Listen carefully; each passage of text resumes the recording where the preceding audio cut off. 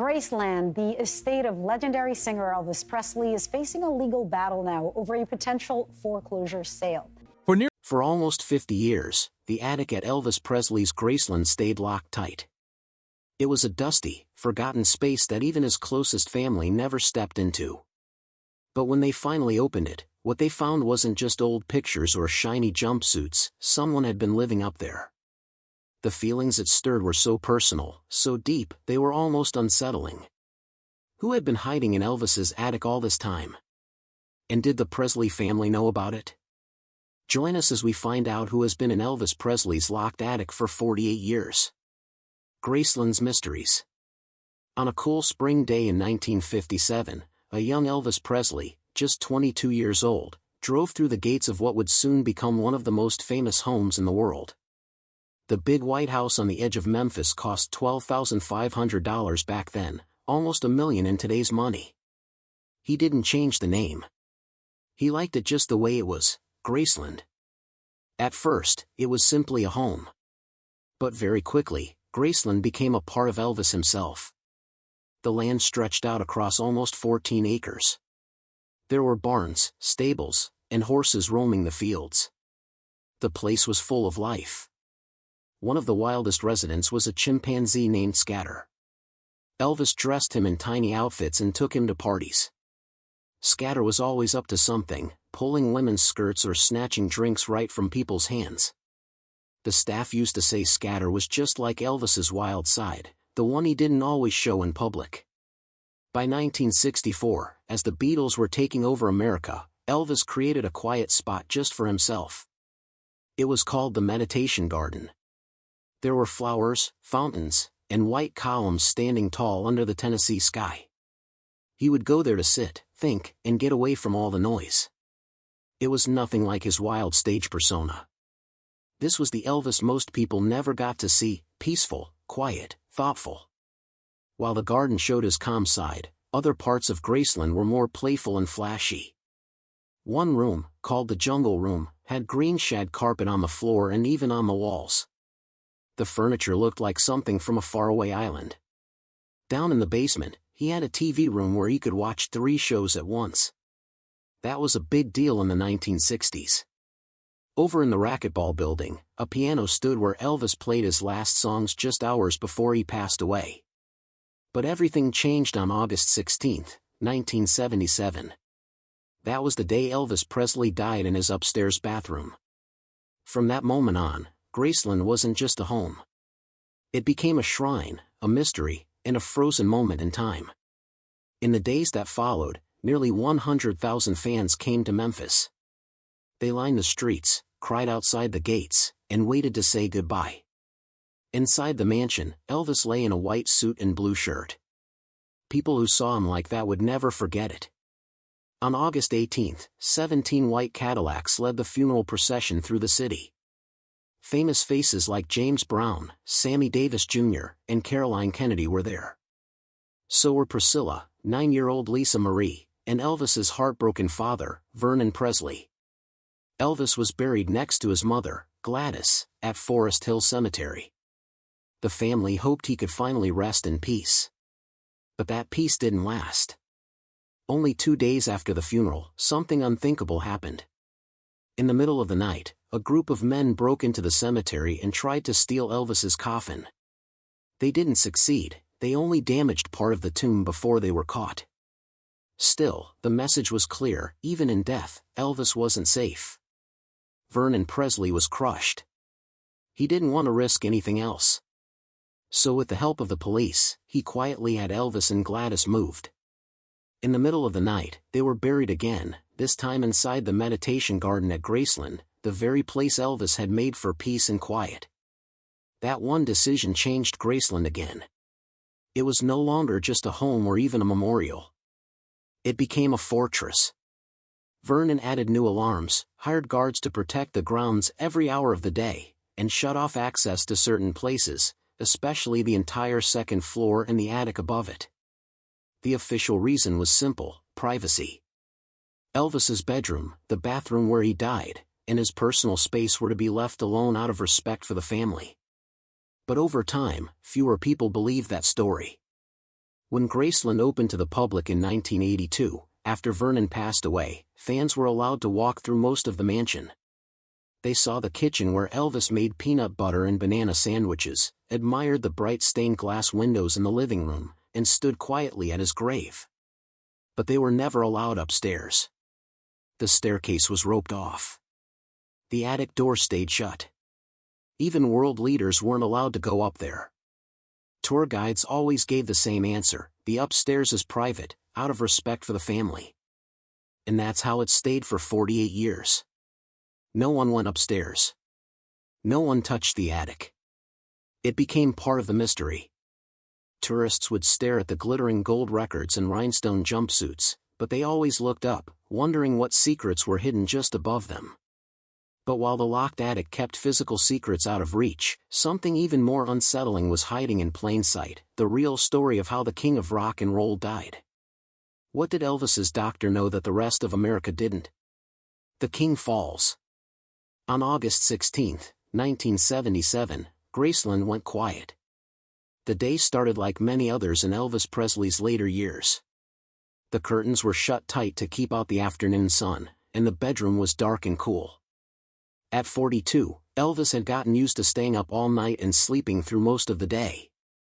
Sometimes he would be awake for days before finally falling into a deep, induced sleep. His girlfriend, Ginger Alden, woke up around 2 in the afternoon, but Elvis was still in bed. That wasn't unusual. She went about her morning routine, thinking he'd get up eventually. But by the middle of the afternoon, something felt off. The house was too quiet. Around 2:30, Ginger knocked on the bathroom door. No answer. She pushed it open and found Elvis lying on the floor. His pajama bottoms were down by his ankles. His face had turned blue. She screamed for help. Joe Esposito, who was Elvis's road manager and close friend, ran upstairs. He started doing CPR right away while someone else called an ambulance. The paramedics showed up in just a few minutes. They kept trying to bring him back while racing toward Baptist Memorial Hospital, sirens blaring through the hot Memphis streets. Doctors did everything they could, but by 3:30, they said Elvis Presley was dead. The news hit hard. Radio stations cut into their regular programs. Fans broke down in tears. How could the king, only 42 years old, be gone just like that? That same evening, Dr. Jerry Francisco, the medical examiner on the case, stood in front of reporters. He gave a short, clear answer: Elvis had died of cardiac arrhythmia, his heart just stopped beating. Natural causes, he said. End of story. But something didn't feel right. Even back in 1977, people could tell Elvis had changed a lot. The slim, energetic star had gained a lot of weight, almost 260 pounds. His performances were hit or miss. He forgot lyrics, talked too much between songs, and sometimes couldn't even stay on his feet without help. Behind the scenes, the medical truth was darker. The autopsy showed signs of years of harmful substance use, a heart that was too big, a swollen liver, and damage to his body that fit with long-term use of prescription substances.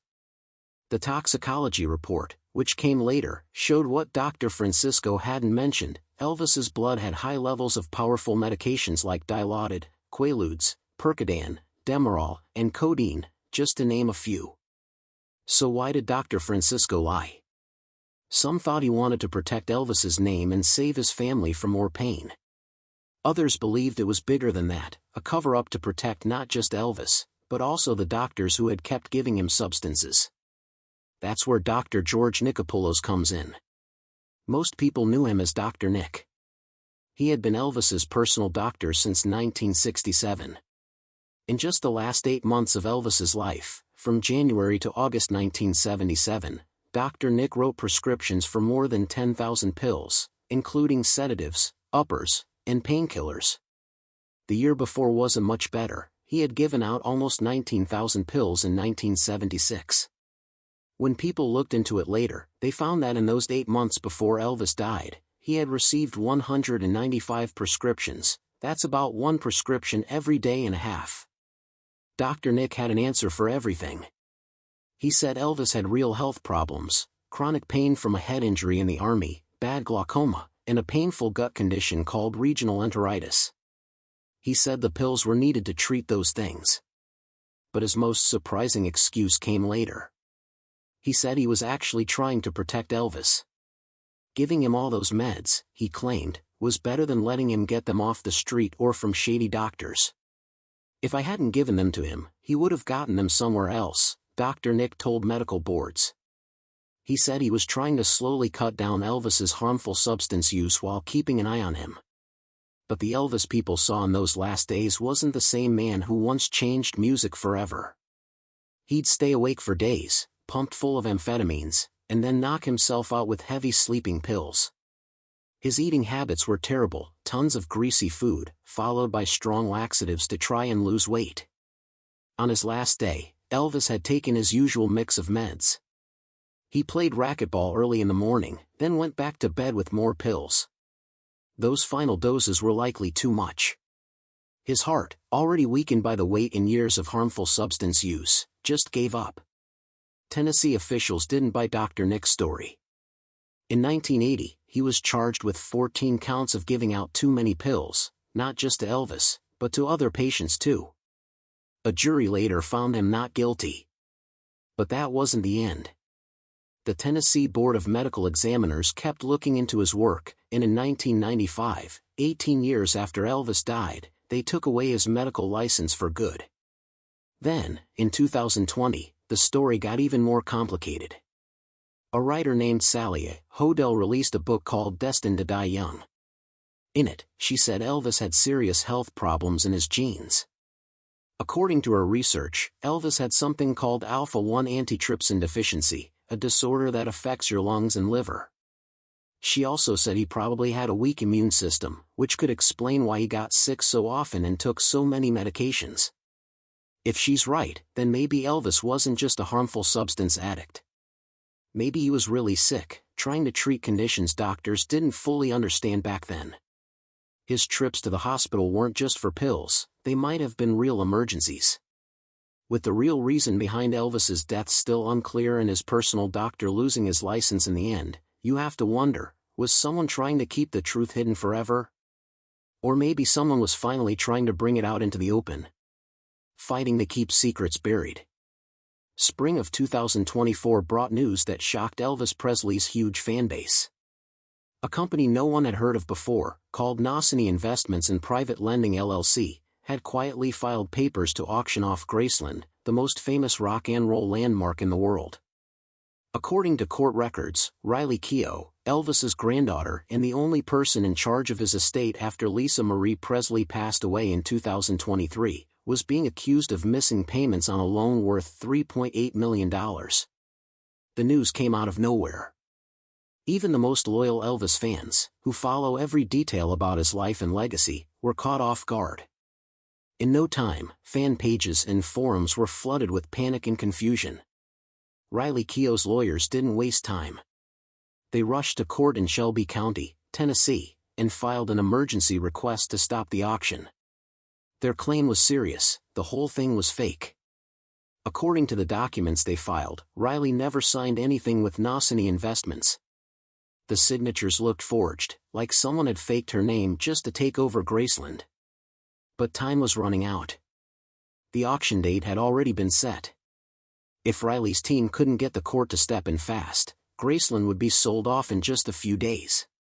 And that meant everything inside, Elvis's personal things, his rare recordings, and even those rooms upstairs that no one was ever allowed to enter, would be in the hands of total strangers. Then, just one day before the auction was supposed to happen, a judge in Tennessee gave his decision. He stopped the sale right away. He called Graceland a one-of-a-kind cultural asset and said losing it would hurt the public deeply. Even more telling, no one from Nosany Investments showed up in court. Riley's lawyers were there, but the company trying to sell Graceland wasn't. So the judge's decision went through without anyone challenging it. Graceland stayed in Presley hands. This wasn't the first time Graceland had drawn this kind of strange attention.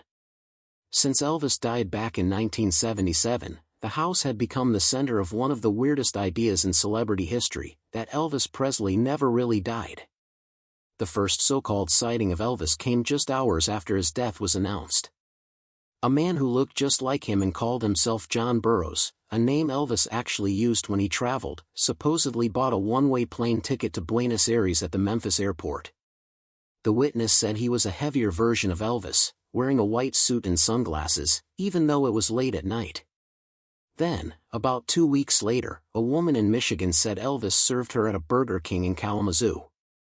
She said she knew it was him the moment he asked if she wanted extra cheese. His voice was that familiar. Most people would have expected stories like these to die down. But they didn't. They just kept coming.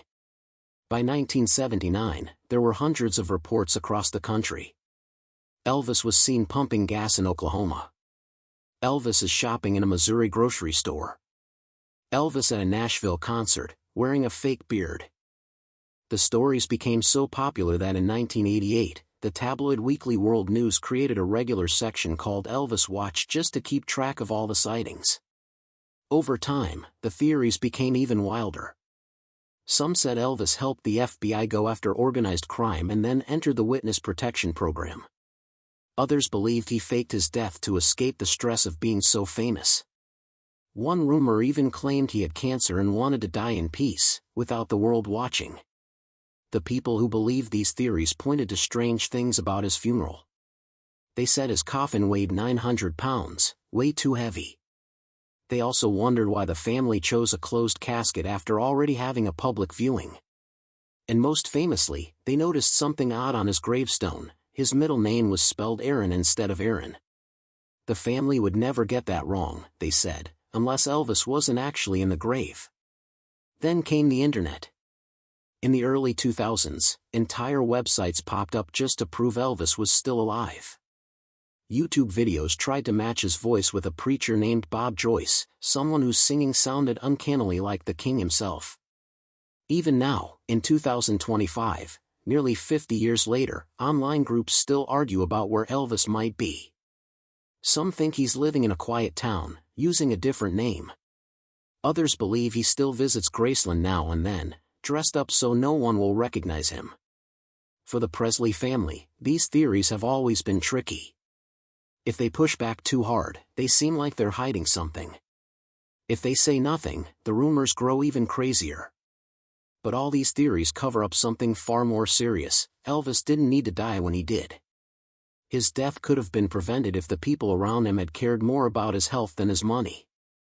But the wild stories about him still being alive let those people off the hook. So once the sale was stopped, Riley made a bold move. Riley Keough finally did what no one in her family ever had. She permitted to open the off-limits attic. What had been hidden up there for almost 50 years? The attic unlocked. On a cold morning in January 2025, a small group of archivists wearing white gloves climbed the narrow stairs that led up to the attic at Graceland. Their footsteps echoed in the empty space. No one had been up there since August 1977. The air was thick with dust, untouched for almost 50 years. A single bare bulb lit up the lock as the lead archivist gently turned an old brass key that had stayed in the Presley family since Elvis passed away. The door creaked open, like it had been holding back years of waiting. As the light spilled in for the first time in nearly half a century, everyone went quiet. This wasn't just a dusty old storage space, it looked like a carefully kept time capsule. Either Elvis himself, or someone close to him, had neatly arranged the attic into sections, each one telling a different part of his life. The space was much bigger than anyone expected. It stretched across the whole top of the house, with dormer windows covered by thick blackout curtains. Unlike the rest of Graceland, which is known for its bold and flashy style, the attic was simple. It had plain wooden walls and bare floors. The room felt strangely cool, thanks to a small air conditioner that was still running. The maintenance crew at Graceland had kept it working all these years without ever going inside. Along one wall were dozens of boxes, each labeled in Elvis's own handwriting. The labels read, Tupelo 1945, First Recordings, Army Days, Hollywood, Comeback Special, and Vegas. It was like he had created a personal timeline of his own life. But what stood out the most was one box marked simply after, dated 1977, the year he died. The archivists started their careful work. They took pictures of every item before touching anything. Each box got its own number, and everything inside was listed carefully, just like in a museum. It would take months to go through it all, but some items immediately caught their attention. In the Tupelo section, they found an old teddy bear. It was missing one eye and had several patches. This wasn't a souvenir or a fan gift. Family records said this was Bear, Elvis's favorite toy from when he was a kid growing up poor. His mother, Gladys, had sewn the patches using bits of her own clothes. You could still see the faded flower patterns on its chest and arms. When Elvis's father, Vernon, went to jail in 1938 for writing bad checks, it left Gladys and little Elvis almost broke. During those scary months, Bear was Elvis's closest friend. In the Army Days section, they found a Bible that had been read so many times its spine was held together with electrical tape. This wasn't just any Bible, it had belonged to Gladys Presley. She gave it to Elvis when he joined the Army in 1958. Inside the front cover, she had written a message telling him to keep his faith during his service. Throughout the pages, Elvis had underlined verses and scribbled notes, questions, thoughts, and little prayers. One of the last entries was from August 1977, just days before he died. He had marked Psalm 23. One of the most touching discoveries was a leather-bound yearbook from Humes High School in Memphis. Elvis didn't usually sign classmates' books. He was shy and often teased for his clothes and odd style. But this one was full of signatures and notes. Classmates had written messages to him, many encouraging. One note said, "Keep singing, Elvis. You're going places." The Hollywood section showed a different side of Elvis, his struggle with fame. A leather jacket, made just for his role in Jailhouse Rock, had a small handwritten note in one pocket. It said, "Wear this when you need to disappear."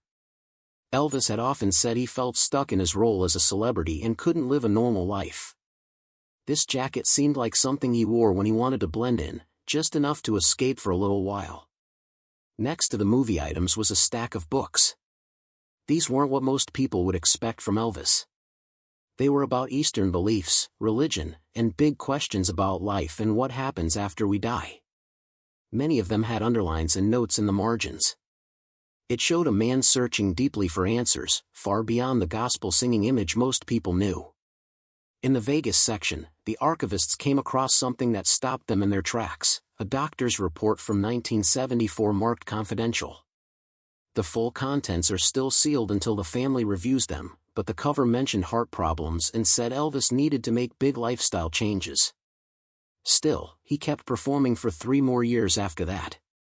Lisa Marie Presley had known what was in the attic but chose to respect her dad's wish to keep it private during her life. After she passed away in 2023, Riley Keough decided it was time to document, though not necessarily share, what was inside. The attic didn't hide an escape plan, it held the heart of a man who knew his time was short and took great care in shaping how the world would remember him. Old, dusty tapes held the last words of a man who knew the end was near. As the archivists listened, frozen in silence, Elvis's voice came through, shaky, full of feeling.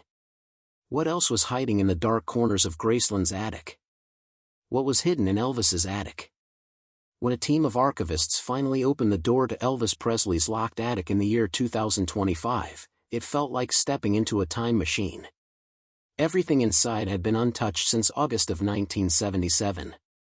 The air was thick with silence, like it had been holding its breath for almost 50 years. But what they found wasn't just old stuff, it felt like pieces of a man the world thought it already knew.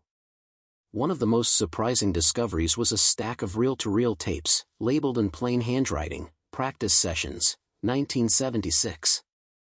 These weren't the polished songs people were used to hearing. They weren't meant for anyone else. It was just Elvis, alone, trying things out. You could hear him mixing gospel, blues, and even some early electronic sounds. It was clear he was still playing with ideas, exploring directions no one ever saw him go. But then came the moment that made the room go completely quiet. It was a version of Unchained Melody, stripped down to just his voice, no music, no instruments. His voice was shaky, full of emotion. It was recorded just months before he died, and it didn't sound perfect, but that's what made it so powerful. One music expert later said it felt like he was facing his own death through the song. Every crack in his voice told you he wasn't just performing, he was feeling every word. As they kept digging, they found things way more personal than glittery stage outfits. Scribbled lyrics on napkins, hotel stationery, and notebook pages. Some had lines crossed out, others had tiny notes to himself. One sheet even had different lyrics to Suspicious Minds that never made it to the final version. It gave a real peek into how his mind worked. But maybe the saddest thing was the pile of unopened fan letters. Still sealed, just like they were when they arrived. There were letters from soldiers thanking him for lifting their spirits. Families shared stories of how his music got them through tough times. Young musicians asked for advice. One letter, postmarked 1976, begged him to take a break from touring and look after his health. It was never opened. Maybe if it had been, things could have turned out differently. Together, these attic finds told a deeper story